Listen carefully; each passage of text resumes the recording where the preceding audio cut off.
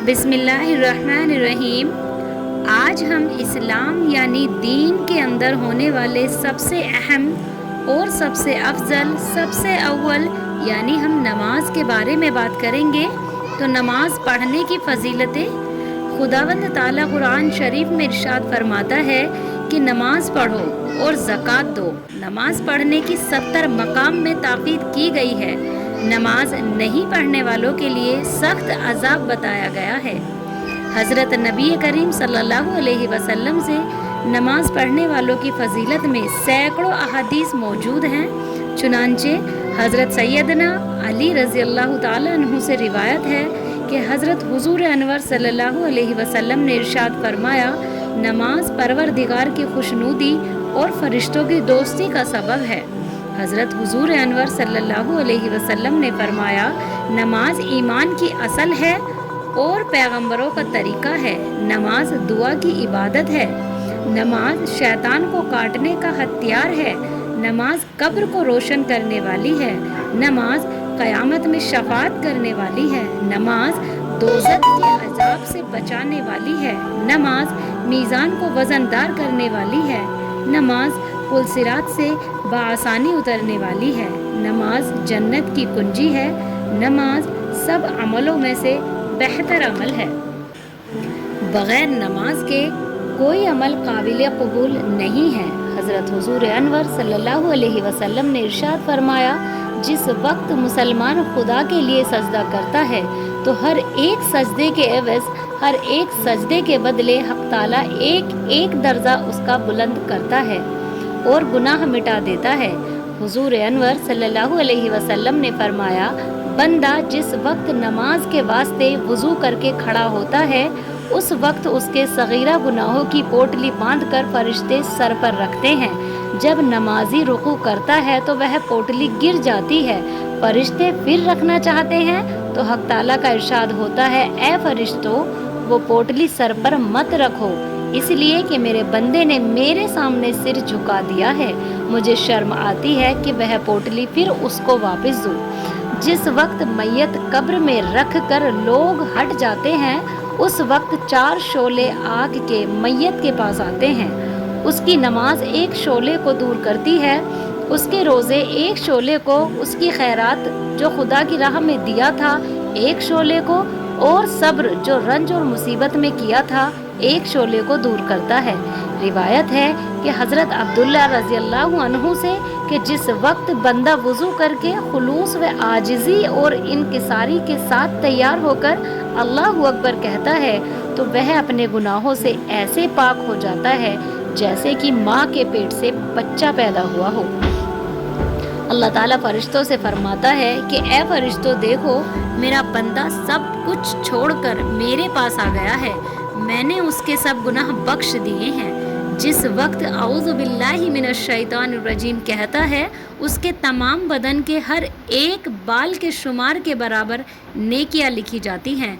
जिस वक्त सूरह अल-हम्द शरीफ पढ़ता है गोया हज व उम्रे का सवाब पाता है। जिस वक्त रुकू करता है और सुबहान रब्बिल अज़ीम कहता है तो अपने बदन के वज़न के बराबर सोना चांदी खुदा की राह में खैरात करने का सवाब पाता है। जिस वक्त समी अल्लाहु लिमन हमीदा कहता है तो हक़ ताला रहमत की नज़र से उसकी तरफ देखता है, और जिस वक्त सजदा करता है तो सुबहान रब्बिल आला कहता है तो इंसान व हैवानात की गिनती के मुआफिक नेकियां मिल जाती हैं, और जिस वक्त वह अत्तहियात पढ़ता है तो तमाम सब्र करने वालों का सवाब पाता है। जिस वक्त सलाम फेरता है जन्नत के तमाम दरवाज़े उसके लिए खोल दिए जाते हैं, जिस दरवाज़े से चाहे दाखिल हो। हज़रत हसन बसरी रज़ी अल्लाहु अन्हु जिस वक्त वज़ू करते उनका चेहरा मुतग़य्यर हो जाता और आज़ा बेअख्तियार काँपते। लोग दरियाफ़्त फरमाते कि आप ऐसा क्यों हो जाते हो, तो फरमाते, जो परवरदिगार के रूबरू खड़ा रहे उसका चेहरा जर्द और आज़ा काँपने चाहिए। मालिक के सामने खड़ा रहना मामूली बात नहीं है। ओहो, हज़रत सैयदना अली रज़ी अल्लाहु अन्हु जिस वक्त नमाज को खड़े रहते तो रंग मुतग़य्यर हो जाता اور چشمے مبارک سے آنسو نکل جاتے۔ تو لوگ ان سے دریافت کرتے کہ یہ کیا ماجرا ہے؟ تو آپ فرماتے یہ امانت اٹھانے کا وقت ہے جس کو زمین و آسمان اور پہاڑ نہ اٹھا سکے، جس کو انسان نے اٹھا لیا ہے۔ اب ڈرتا ہوں کہ وہ امانت اب خوب طرح سے ادا ہوتی ہے یا نہیں، اس ڈر سے کانپتا ہوں۔ لطائف المنن میں لکھا ہے کہ جنت میں ندی کے کنارے ایک درخت ہے، اس پر ایک پرندہ ہے اور اس جانور کا نام تحیات ہے، اس درخت کا نام طیبات اور اس نہر کا نام صلات ہے۔ جس وقت بندہ نماز میں التحیات للہ والصلوات والطیبات پڑھتا ہے تو وہ پرندہ اس درخت سے اتر کر اس نہر میں غوطہ مار کر نکلتا ہے اور اپنے پروں کو جھٹکتا ہے، اور جو قطرے اس کے پروں سے گرتے ہیں اس کی گنتی کے برابر حق تعالیٰ ایک ایک فرشتہ پیدا کرتا ہے۔ وہ فرشتے اس نمازی کے واسطے قیامت تک مغفرت فرماتے ہیں۔ حدیث قدسی میں ہے کہ حق تعالیٰ قیامت کے دن نبی کریم صلی اللہ علیہ وسلم سے فرمائے گا، میں نے بندوں کے اوپر فرض نماز مقرر کی تھی اور تم نے سنت و نفل نماز پڑھی، پس ہم اور تم ضامین ہیں، تم شفاعت کرو اور میں رحمت اور مغفرت کرتا ہوں۔ حضرت حضور انور نے فرمایا، جو مسلمان حکم کے موافق اطمینان سے وضو کرے گا، یعنی منہ میں اور ناک میں پانی لے گا اور منہ دھوئے گا، سر کا مسح کرے گا، دونوں قدموں کو ٹکنوں تک دھوئے گا اور بعد نماز کے اللہ تعالیٰ کی کچھ یاد کرے گا، اس کے تمام گناہ معاف ہو جائیں گے، گویا ماں کے پیٹ سے پیدا ہوا ہو۔ حضرت نبی کریم صلی اللہ علیہ وسلم نے صحابہ رضی اللہ عنہ سے فرمایا، 5 وقت کی نماز مثل ایک نہر کے ہیں جو تمہارے دروازے کے سامنے سے جاری ہے۔ کوئی شخص اس نہر میں روز 5 دفعہ غسل کرے تو کیا اس کے بدن پر میل رہے گا؟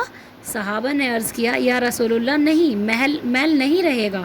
تو فرمایا، 5 وقت کی نماز بھی اسی طرح ہے، تمام گناہوں کے میل کو دھو ڈالتی ہے۔ جو کوئی 5 وقتوں کی نماز کامل وضو اور رکوع اور سجود اور قیام و اطمینان کے ساتھ مستحب وقت پر ادا کرے اور سمجھے کہ یہ حق تعالیٰ کا فرمان ہے، تو حق تعالیٰ اس کے جسم پر دوزخ کی آگ حرام کر دے گا۔ حضرت انس بن مالک رضی اللہ عنہ فرماتے ہیں کہ حضرت نبی کریم صلی اللہ علیہ وسلم کی روح مبارک سینے مبارک تک آنے تک نماز کی پابندی و باندی اور غلام کو تکلیف نہ دینے کی تاکید فرمائی گئی ہے۔